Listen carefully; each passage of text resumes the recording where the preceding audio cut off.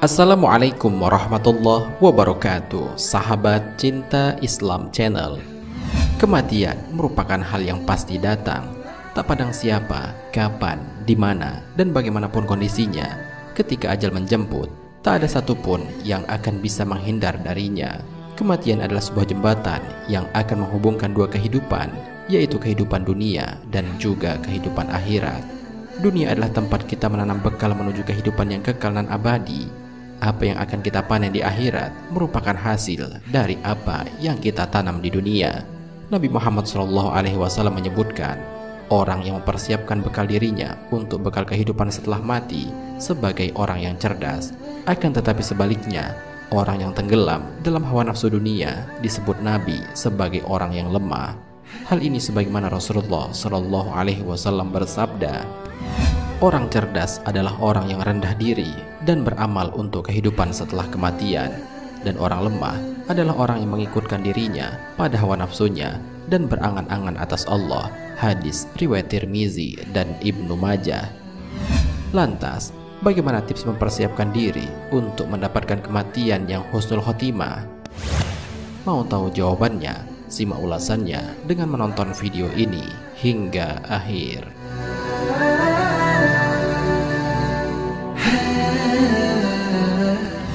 Sebelum lanjut, bagi kalian yang belum subscribe, silahkan untuk menekan tombol subscribe terlebih dahulu. Aktifkan lonceng notifikasinya. Bagikan video ini kepada teman-teman kalian agar semakin banyak orang yang mendapatkan manfaat dari channel ini.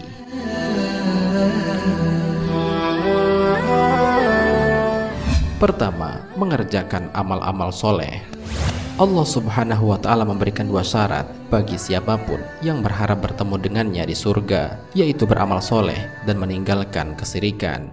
Hal ini sebagaimana Allah Subhanahu wa Ta'ala berfirman dalam Al-Quran, barang siapa yang mengharapkan bertemu Tuhannya, maka hendaklah melakukan amal soleh dan janganlah menyekutukan ibadah terhadap Tuhannya dengan suatu apapun. Al-Quran Surat Al-Kahfi ayat 110.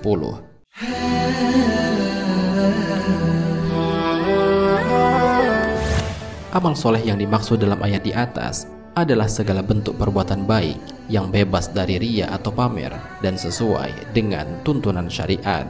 Menurut Syekh Mu'az, sebagaimana dikutip oleh Imam Al-Bahawi dalam tafsirnya, amal soleh adalah amal yang di dalamnya terdapat 4 hal, yaitu ilmu, niat, kesabaran, dan ikhlas. Syekh Sahal At-Tustari berkata, amal soleh adalah amal yang sunyi dari pamer dan diikat dengan tuntunan sunnah Nabi.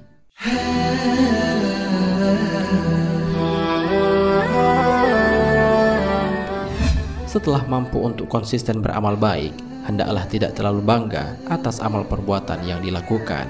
Misalkan merasa dirinya lebih baik daripada orang lain, merasa amalnya dapat menyelamatkan dirinya pada saat hari kiamat dan sebagainya. Sebab pada hakikatnya, seseorang akan mendapatkan kenikmatan dan keselamatan di akhirat bukan disebabkan amalnya, namun murni karena anugerah dan kasih sayang dari Allah Subhanahu wa Ta'ala. Hal ini sebagaimana disebutkan dalam sebuah hadis, tidak seorang pun amalnya memasukkannya ke surga. Sahabat bertanya, apakah termasuk engkau ya Rasulullah? Nabi menjawab, termasuk aku, tetapi Allah telah menganugerahiku dengan anugerah dan rahmat. Maka benarkanlah niatmu dalam beramal dan berlakulah sedang. Hadis riwayat Al-Bukhari. Hadis di atas tidak mengatakan bahwa amal soleh tidak ada manfaatnya, namun Nabi memberikan petunjuk bahwa dalam beramal hendaknya dilakukan dengan ikhlas untuk mengharapkan keridhaan dari Allah Subhanahu wa Ta'ala.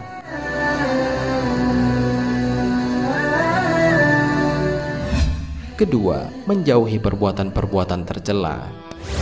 Menjauhi perbuatan tercela tidak kalah pentingnya dari melakukan amal soleh. Yang dimaksud perbuatan tercela meliputi keharaman dan kemakruhan. Meninggalkan keharaman adalah wajib, sedangkan meninggalkan kemakruhan adalah sunnah. Demikian pula dianjurkan untuk meminimalisir perkara mubah yang tidak ada manfaatnya. Dengan membiasakan diri untuk meninggalkan perbuatan tercela dan ditambah dengan selalu melaksanakan perbuatan baik adalah suatu yang sangat dianjurkan dalam Islam. Karena sesungguhnya bagaimana kondisi kematian seseorang dapat dilihat dengan bagaimana kehidupannya sehari-hari. Seseorang yang kebiasaan dalam hidupnya dipenuhi dengan aktivitas ibadah, kemungkinan besar ia akan wafat dalam keadaan husnul khotimah. Begitu juga sebaliknya, jika kebiasaan dalam hidupnya dipenuhi dengan perbuatan maksiat, maka kemungkinan besar ia akan wafat dalam keadaan su'ul khotimah. Dari Jabir bin Abdullah radhiyallahu anhu, Rasulullah shallallahu alaihi wasallam bersabda, seorang hamba akan dibangkit dari kubur, keadaannya dilihat dari bagaimana cara matinya. Hadis riwayat Muslim.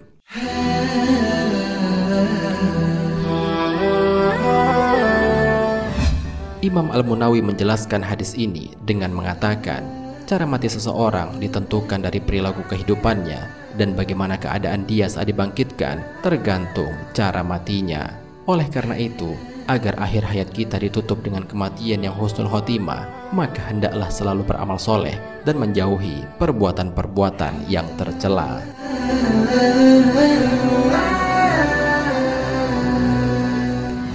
Ketiga, segera bertaubat kepada Allah Subhanahu wa Ta'ala.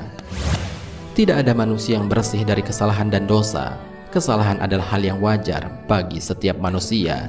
Yang bermasalah adalah membiarkan diri berlarut-larut dalam perbuatan dosa. Hal ini sebagaimana Allah Subhanahu wa Ta'ala berfirman dalam Al-Quran. Taubat itu bukanlah bagi orang-orang yang bertaubat kemaksiatan, sehingga apabila kematian telah datang kepada seseorang di antara mereka, lalu ia berkata, sungguh sekarang ini aku bertaubat, dan tidak pula diterima taubat orang-orang yang mati dalam keadaan kafir. Bagi mereka, kami sediakan siksa yang pedih. Al-Quran Surat An-Nisa ayat 18.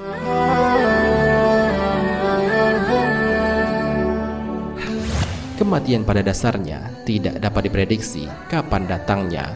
Hal itu menyebabkan manusia untuk segera bertaubat setiap kali melakukan dosa untuk menghindari akhir yang buruk dalam perjalanan hidupnya atau su'ul khotimah. Syekh Muhammad An-Nawawi Al-Bantani juga menegaskan, wajib bagi setiap mukallaf segera bertaubat dari dosa, yaitu dengan menyesal, melepaskan diri dari dosa, bertekad untuk tidak mengulanginya dan beristighfar.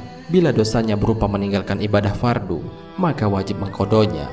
Bila berupa hak adami, maka wajib menunaikannya atau meminta kerelaannya.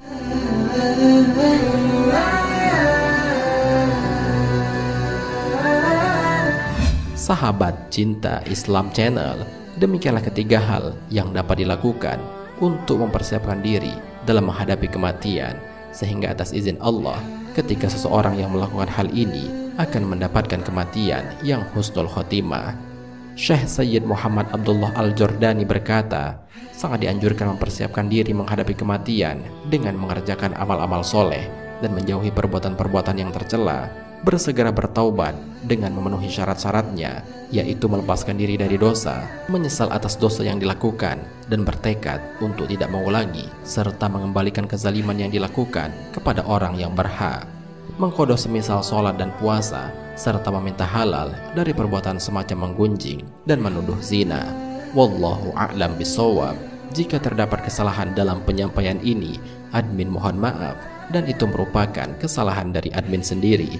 Jika ada benarnya, itu adalah dari Allah Subhanahu wa Ta'ala. Semoga bermanfaat. Wassalamualaikum warahmatullahi wabarakatuh.